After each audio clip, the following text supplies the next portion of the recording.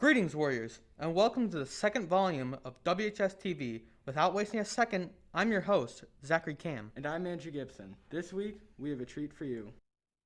In today's episode, we'll be checking out the newly introduced restrictions on the varsity dance team.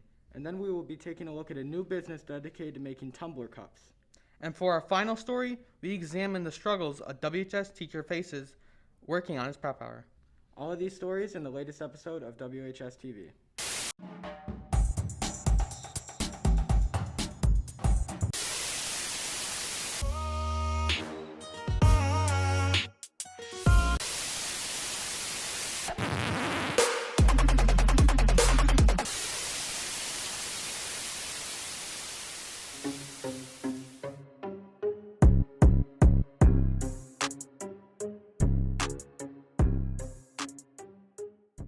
Now, I think it's safe to say that everyone here at WHS has experienced at least some setbacks due to COVID restrictions. That's right, and for those on the varsity dance team, it completely changes how things are done. WHS reporter Alina Khan has the story. McKenna Burke has been introduced to dance at a very young age and has had a passion for it ever since. I've been dancing since I was 2 years old. I've always had a passion for it. The Woodhaven dance team isn't the same this year. There has been changes that took place due to COVID-19.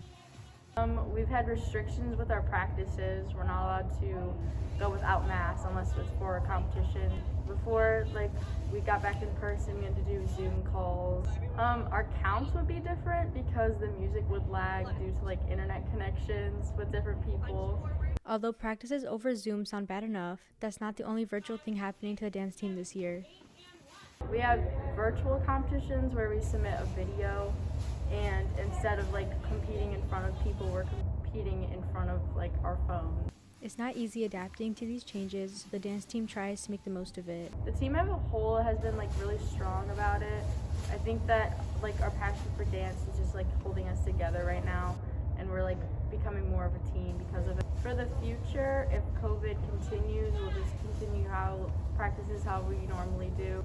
Our virtual competitions will stay the same, and if we do have any in person, then we take advantage of those.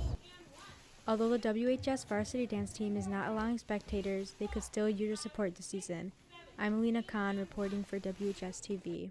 Even through COVID-19, the dance team will still groove on, even if they move from the dance floor to the Zoom call. Indeed, our news story will be good news to everyone looking to support a small local business. WHS TV reporter Cody Coleman has a story.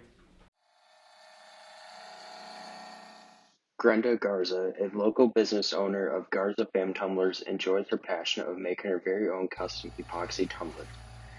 She works super hard day and night to produce her work to the community, but what exactly made her start her very own business? My sister actually bought me my first cup turner, a single cup turner from Michael's, and she was harassing me to make her a cup.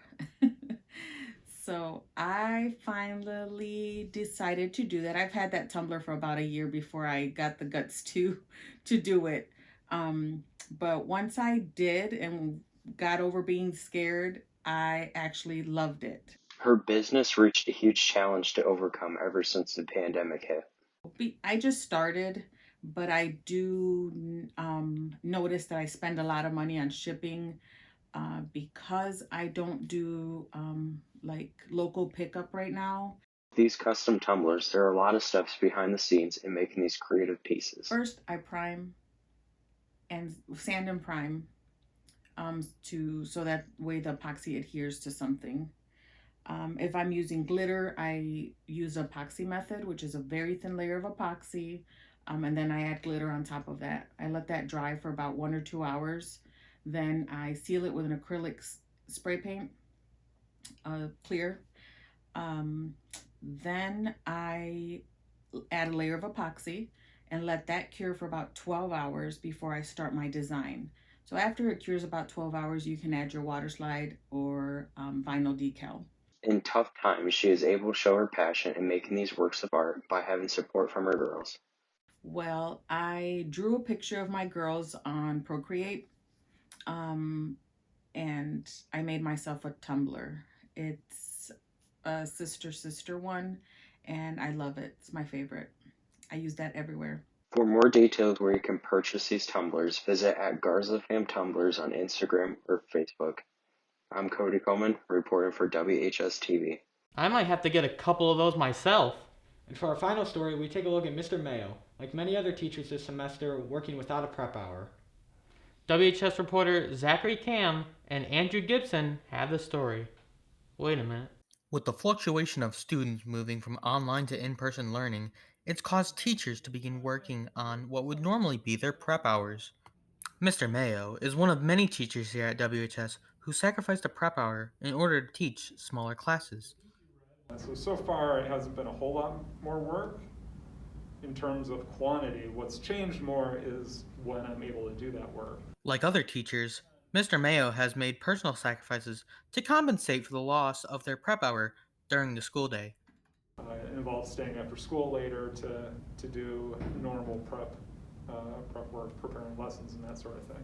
Even with the extra homework for Mr. Mayo, the positives of working on his prep hours far outweighs the negatives. And of course the district pays extra for teaching on the prep, so that doesn't hurt. But I want, as few kids and their families and their loved ones to get sick as possible. For Andrew Gibson, I'm Zachary Cam, reporting for WHS TV. Even with the loss of a prep hour, teachers here at WHS are still able to give a quality education. As always, we would like to thank our dynamic WHS TV staff for their hard work. Join us next week for an all-new episode of WHS TV.